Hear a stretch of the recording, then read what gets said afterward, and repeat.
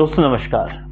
मैं हूं सतीश श्रीवास्तव और दिल्ली सहारा यूट्यूब मंच में आपका हार्दिक अभिनंदन। दोस्तों आज हम जिस विश्लेषण को लेकर के, जिस एनालिसिस को लेकर के आपके बीच में मौजूद हुए हैं,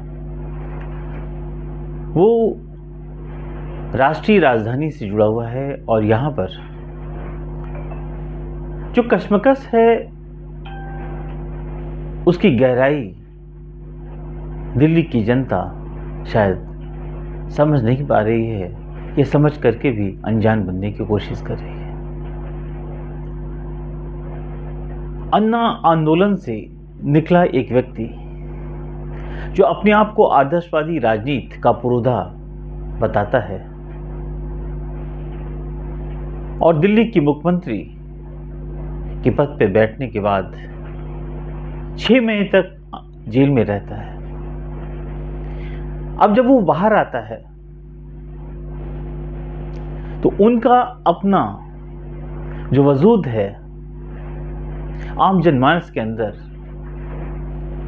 वो दिखावा है या छलावा पता नहीं, लेकिन अपने आप को एक आदर्शवादी राजनीति से जोड़ करके दिल्ली की जनता के साथ अन्याय हुआ है या धोखा दिया किसने है, केंद्र की सरकार ने या राज्य की केजरीवाल सरकार ने, ये आम जनमानस पशुपेश में है।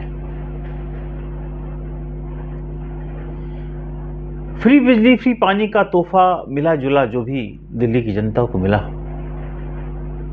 कोविड में अगर किसी के पास 2 वक्त की रोटी नहीं थी तो 1 बोतल के बदले दूसरी बोतल फ्री दी गई माननीय मुख्यमंत्री जी के आदेश पर या उनकी किसी फलित योजना पर। और शराब घोटाला उसके बाद ही शुरू हुआ या उसके बाद लोगों के ध्यान में आया, जो भी सच्चाई रही हो, लेकिन केजरीवाल की जेल और बेल दोनों से फायदा राजनीतिक परिदृश्य में भाजपा को क्यों होता है, ये थोड़ा समझने योग्य है। दोस्तों हम इस पर बहुत डिटेल्स में जाएंगे और डीप चर्चा करेंगे। उसके पहले आपसे गुजारिश वही जो हम रोज करते हैं कि अभी तक जिन लोगों ने दिल्ली सहारा के यूट्यूब चैनल को सब्सक्राइब नहीं किया है, प्लीज़ सब्सक्राइब करें, लाइक करें, शेयर करें और अपना प्यार हमेशा हमें देते रहें। एक बात और, स्वतंत्र पत्रकारिता की मजबूती के लिए अगर आप कोई आर्थिक योगदान देना चाहें तो डिस्क्रिप्शन में डिटेल से वहां जाकर आप दे सकते हैं।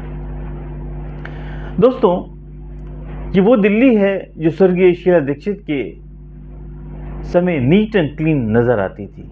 ये मेट्रो, ये सब उस वक्त की एक तरह से आप उसको धरोहर आज बता सकते हैं। शीला दीक्षित ने रेड लाइन से ब्लू लाइन और नई नई बसों का कितनी बातें सुनी इस जनता के लिए कि दिल्ली की जनता को इन पोल्यूशन से, इन दिक्कतों से दूर कर दिया जाए, और सिंह जी का पदार्पण किया।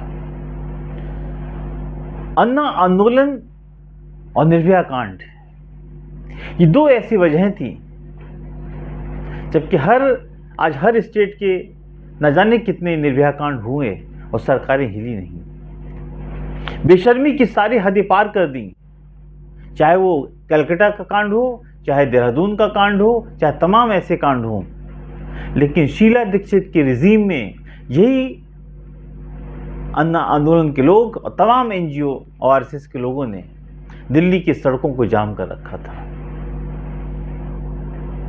और यही जब एक निर्भया अभी देहरादून में हुई तो 4 लोग वहां इकट्ठा नहीं हुए, अखबारों की सुर्खियां भी नहीं बनी। कलकत्ता को छोड़ दें तो, क्योंकि वहां ममता बनर्जी की सरकार चल रही है।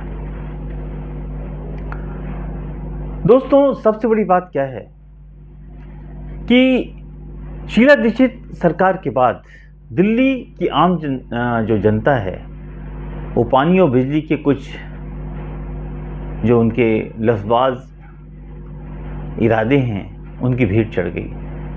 आज पूरी दिल्ली गंदगी बर्बादी की भेंट चढ़ी हुई है। सिविल लाइन से जाम, जो गलियां हैं भरी हुई हैं। माननीय मुख्यमंत्री महोदय जेल और बेल की यात्रा में परेशान हैं, तब्दील हैं कह सकते हैं। लेकिन जनता को क्या मिल रहा है? ये केंद्र की सरकार, एलजी की लड़ाई, केजरीवाल की लड़ाई, यही देखते देखते उसकी काफी लंबा वक्त बीत चुका है। राजनीतिक गलियारों में इस बात की जरूर चर्चा है कि केजरीवाल और सिसोदिया दोनों बाहर तब आए जब हरियाणा का चुनाव सर पे खड़ा हुआ है, और हरियाणा के चुनाव के अंदर आम आदमी पार्टी कोई बड़ा कुछ करने नहीं जा रही है और छोटा भी कुछ करने नहीं जा रही है। आम आदमी पार्टी हरियाणा के अंदर कोई ऐसा नहीं कि 10-5 सीट जीतने जा रही है। फिर भी जो टाइमिंग है वो एक चर्चा का विषय है। हरियाणा में कांग्रेस जहां एक स्पष्ट बहुमत की तरफ बढ़ रही है, वही सबसे बड़ा नुकसान भारतीय जनता पार्टी का हो रहा है। तो क्यों ऐसा चर्चा होती है कि केजरीवाल की बेल और जेल दोनों का फायदा भाजपा को मिल जाता है, आम आदमी पार्टी को नहीं? ये चीजें अपने आप में काफी ध्यान देने योग्य है। गुजरात का चुनाव हुआ, केजरीवाल साहब वहां पहुंच गए, हर जगह चुनाव लड़ा, नुकसान किसको हुआ? कांग्रेस को। 15% वोट इन्होंने ले लिया। गोवा पहुंच गए, पंजाब पहुंच गए। तो केजरीवाल की राजनीति इंडिया गठबंधन के लिए है या भाजपा गठबंधन के लिए? ये सोच बहुत ही खतरनाक हो सकती है। कि ऐसा तो नहीं कि हमारे पत्तल में रह के जिस पत्तल में खाई उसी पत्तल में छेद कर दी, ऐसा कुछ तो नहीं है। या वाकई ऐसा कुछ हो रहा है, लेकिन जो टाइमिंग है कहीं ना कहीं केजरीवाल के खिलाफ चली जाती है और भाजपा के फेवर में चली जाती है। इतनी टाइमिंग कैसे मिल जाती है? शायद इन चीजों को राहुल गांधी ने बहुत पहले पढ़ लिया था और केजरीवाल के आने के काफी पहले ही उन्होंने कह दिया था कि इंडिया गठबंधन के जो भी दल हैं उनसे हम समझौता करके हरियाणा चुनाव लड़ना चाहते हैं, जिससे कल मौका न मिले। और दोस्तों, शायद आपको पता होगा, लगभग आम आदमी पार्टी और कांग्रेस का गठबंधन हो चुका था हरियाणा में, 5 सीटों पर समझौता हो चुका था, इसका अनाउंसमेंट होना था। लेकिन केजरीवाल की बेल की 48 घंटे पहले एकाएक आम आदमी पार्टी को सांप सूंघ गया। गठबंधन की बात गटर में चली गई। क्यों? कहां से यह आदेश आया, कहां से इंस्ट्रक्शन आया, कहां से योजना बदल गई? केजरीवाल आ गए तो क्या हो गया? केजरीवाल बेल लेकर के आए थे, लोकसभा के चुनाव में कांग्रेस के साथ गठबंधन किया था, एक भी सीट नहीं जीती। कांग्रेस के लोगों का कहना था कि आम आदमी पार्टी ने कांग्रेस को कहीं भी सपोर्ट नहीं किया, और शायद अगर सपोर्ट किया होता तो केजरीवाल जीते नहीं जीते, कांग्रेस 1-2 सीटें जीत सकती थी, जिसमें चांदनी चौक की सीट भी थी। तो सवाल इस बात का है कि आम आदमी पार्टी, जिसमें कि अरविंद केजरीवाल ने आज इस्तीफे का ऐलान किया, अब इस्तीफे के पीछे की राजनीति क्या है? सहानुभूति अगर मिलनी थी तो लोकसभा में क्यों नहीं मिली? दूसरी बात, इस्तीफे के साथ साथ अगला मुख्यमंत्री कौन होगा? जो भी होगा वो पॉकेट मनी की तरह कोई ऐसा होगा जो बिल्कुल यसमैन की तरह काम करे, लेकिन ये कोई लंबे टाइमिंग का मुख्यमंत्री नहीं होगा। एक्चुअली माननीय सुप्रीम कोर्ट के आदेश पे ना वो अपने ऑफिस में जा सकते हैं, ना फाइलें देख सकते हैं, ना सीएम की कुर्सी पर बैठ सकते, तमाम तरह के इंस्ट्रक्शन के शर्तों पर उनको बेल दी गई और अरविंद केजरीवाल ने एक्सेप्ट किया। अगर आप जनता के नुमाइंदे थे और जनता के लिए काम करना चाहते तो आपको कहना चाहिए था, अगर हम आम जनमानस के लिए काम नहीं कर सकते, उनकी फाइलें नहीं देख सकते, उनकी प्रॉब्लम को दूर नहीं कर सकते, तो बेल किस बात की? हमें बेल मंजूर नहीं है। लेकिन आदर्शवादी राजनीति के पुरोधा अरविंद केजरीवाल ने कहा, हम जनता का कोई काम भले ही ना करें, कोई फाइल ना देखें, हमें बेल दे दीजिए, और बेल ले लिया। दूसरी बात, इस्तीफे के ऐलान के बाद जो भी मुख्यमंत्री होगा, निश्चित रूप से कैबिनेट की मीटिंग होगी और विधानसभा भंग कर दी जाएगी। ये एक फॉर्मेट, एक औपचारिकता है, क्योंकि अरविंद केजरीवाल खुद नहीं कर सकते, कैसे करेंगे? अब सवाल इस बात का है, चुनाव वो कह रहे हैं कि नवंबर में करा लीजिए, दिसंबर में करा लीजिए, दिल्ली का जनता, दिल्ली का बेटा अपने आप सामने आ जाएगा, कौन सच है कौन गलत है। क्या दिल्ली की जनता यही देखती रहेगी कि कौन सा बेटा गलत है, कौन सा बेटा सही है?